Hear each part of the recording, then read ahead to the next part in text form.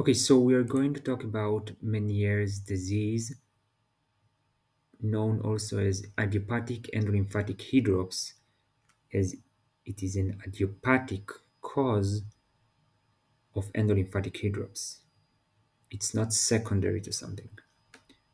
So the pathophysiology is based on hydrops, namely there is more endolymph that should be, probably because there is a defect in absorbing the endolymph, not too much secretion, but not enough absorption of endolymph. Now, when the endolymph start to accumulate in the inner ear, it starts to rupture the membranes, the raised membrane. Therefore, now there is connection between the endolymph and perilymph in the inner ear. This connection disrupts the ionic balance. As you know, there is much more potassium in the endolymph than there is in the perilymph. They are different. And when there is this rupture from the pressure of the too much endolymph, there is mixing of perilymph and endolymph, and the ionic balance disrupted, and therefore the signs and symptoms of Meniere's disease. Now, what do we see in Meniere? There are diagnostic criteria. There is definite Meniere, there is probable Meniere. When we are talking about definite Meniere, there are criteria that we can see. We start with vertigo, at least 2 episodes, and each one of them should be at least 20 minutes, but not more than 12 hours. Uniquely for definitive Meniere, we have the criteria of the hearing loss in audiometry that was spotted, and the unique type of hearing loss in Meniere's disease is low-frequency sensorineural hearing loss, no airborne gap sensorineural hearing loss. There are also the owl fullness symptoms, tinnitus, fullness in the ear, and there is no other cause. I mean, there is no labyrinthitis that caused the endolymphatic hydrops. It's an idiopathic endolymphatic hydrops. Now, the differential diagnosis, this is just a small list, but represents what can cause vertigo in the patient. For example, vestibular migraine. Migraine and Meniere are very connected. Not always it's simple to differentiate between them, and maybe they part of the same spectrum, but they go along together. Migraine, vestibular migraine, and Meniere's disease. But in patients with vestibular migraine, you expect to have something related to migraines, namely photophobia, aura, headache, thrombic headache, history of headache. There are criteria for vestibular migraine, we won't get into it now. Another differential is benign paroxysmal positional vertigo, BPPV.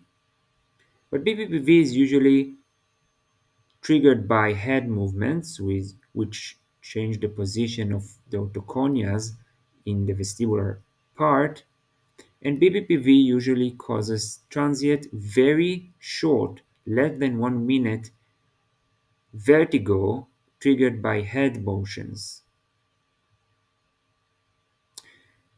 Another differential is the vestibular schwannoma, which is a lesion in the cerebropontine angle, a tumor in the cerebropontine angle for Schwann cells in the vestibular part of the vestibulocochlear nerve, which usually causes hearing loss, which is sensorineural, in high frequencies, and usually causes asymmetric hearing loss. TIA stroke, especially if the patient has vascular issues, risk factors, and is old and has maybe other signs of stroke. So you can do diffusion weighted imaging MRI to look for diffusion restriction, which tell you in the posterior fossa, the brainstem, the cerebellum, that may tell you that this may be the cause. Now, for acute management, in the time of the vertigo, tinnitus that the patient have in the attack of Meniere, you can give them vestibular suppressant, for example, antihistamines like meclizine or benzodiazepines, antiemetic if they vomit, and corticosteroids for quite severe attack, especially if there is also sudden sensorineural hearing loss.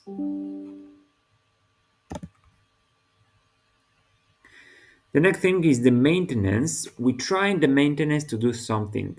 One, as it's an endolymphatic hydrops, we try to reduce the amount of endolymph, so we give them diuretics, thiazides, acetazolamide, potassium sparing. We try to reduce the amount of endolymph. We also try to do it with diet, for example, lowering the salt in the diet, so less fluids in the body, and reducing the endolymphatic hydrops. Usually it is stated as less than 2 grams per day of salt, of sodium in the diet. Now, beta-histine is H3 antagonist and H1 agonist histamine receptors. And the idea is that we want to antagonize in the central nervous system the H3, so more histamine will be released and it will contribute to central compensation for the imbalance of the patient, for the vertigo of the patient. The brain will adapt to it better because he has more histamine. In the periphery, it acts as an H1 agonist,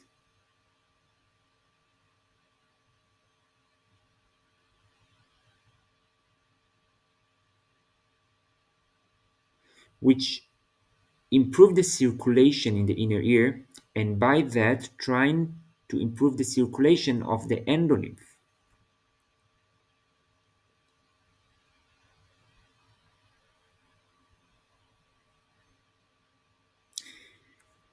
Rehabilitation, vestibular rehabilitation therapy for compensation, for central compensation. Now, for refractory cases, namely that do not respond to this conservative management, including diet and medications, the next steps are intratympanic injections that can be steroids and can be also, by steroids, we try to reduce the edema, the inflammation that happens there. But not only steroids can be injected, also aminoglycoside, especially gentamicin, that is more vestibulotoxic than cochleotoxic, but can still cause hearing loss. But we mainly target the vestibular system and trying to destroy it in order to ablate the episodes of vertigo. So we inject intratympanically gentamicin, which is an aminoglycoside that is more vestibulotoxic than cochleotoxic. But yet, you need to look for the hearing loss.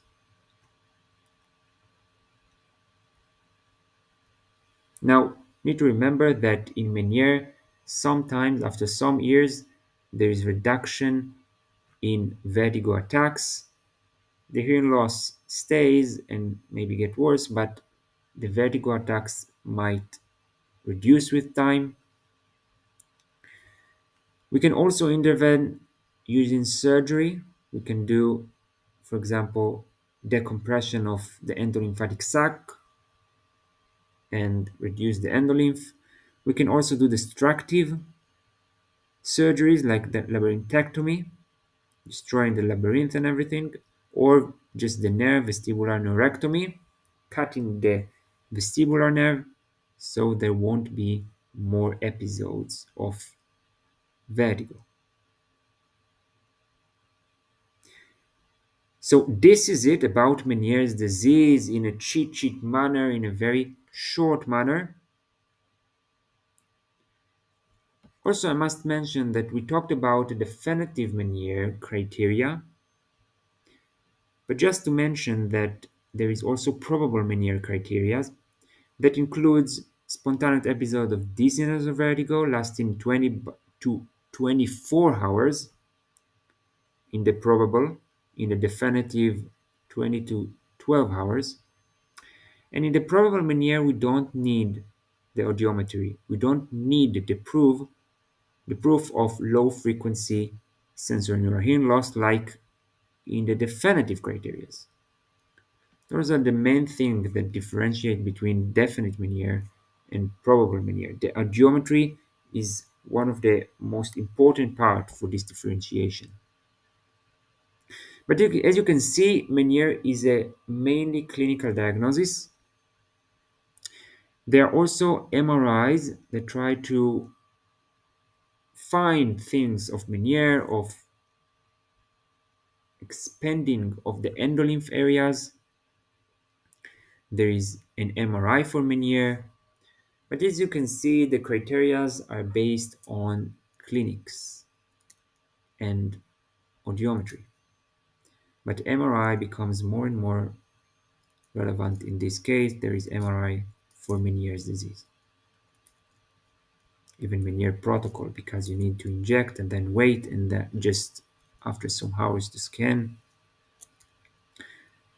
So we talked about the pathophysiology, the criteria, differential diagnosis, the acute management, the maintenance, and what to do in refractory cases of Meniere's disease, idiopathic endolymphatic hydrops. That's it.